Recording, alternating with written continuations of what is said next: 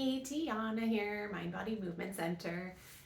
This is just a variety show of some different pigeon versions. So if the traditional pigeon does not feel great, these are other versions that might help you, or different ways, even if the pigeon does feel good, that different ways to find that hip rotation that you might not have thought of. So let's go to the more kind of traditional pigeon pose by using some blocks and a bolster.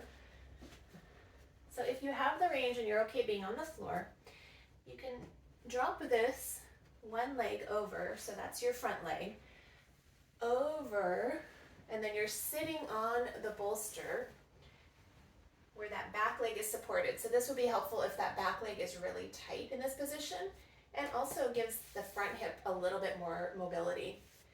So that might be as far as you go. You could stay right there. You don't have to go anywhere else.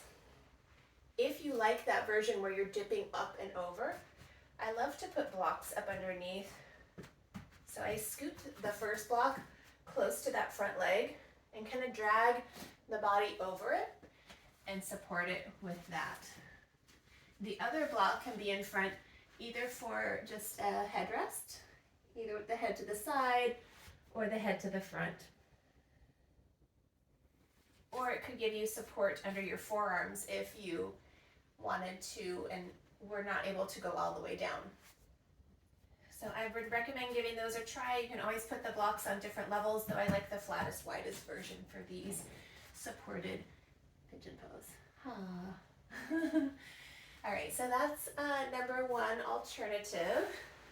You can, of course, do that with just the bolster or a rolled up blanket and not the blocks. All right, so this one I like for getting just a different range of motion. So I'm gonna turn this way. Your right leg is roughly, they usually call it 90-90, but mine is nowhere near 90-90.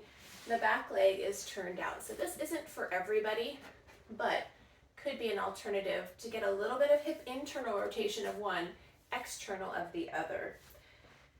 So lengthening up tall, that could be your start point, which I love for getting some internal rotation again of that top leg or back leg, and just remaining there. If this position isn't happening where your butt's on the ground, get your butt up on something, some support.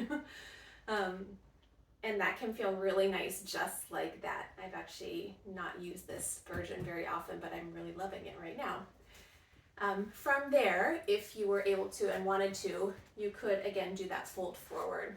And even here, I like to use that block on the front part to fold over.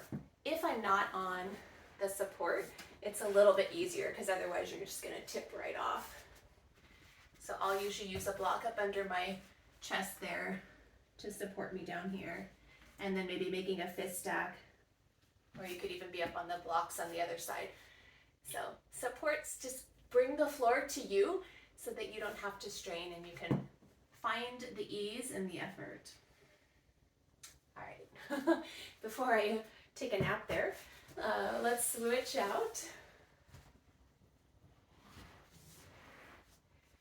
And I'm just going to show you some seated versions if the ground floor versions aren't.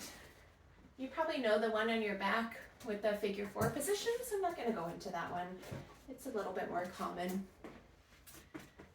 All right. So you're crossing that leg over, and I know this one might be very common too. You do want to make sure you're sitting up high enough. So if you're sitting up and you're rounding the back, put another seat cushion underneath you, and that should suffice.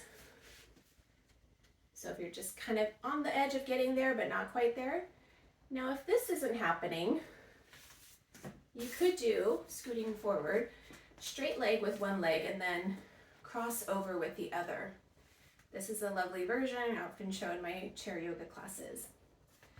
If you want to be somewhere in the range, but you just quite can't get it up to the thigh, you can rest it on a block as long as your ankles are okay.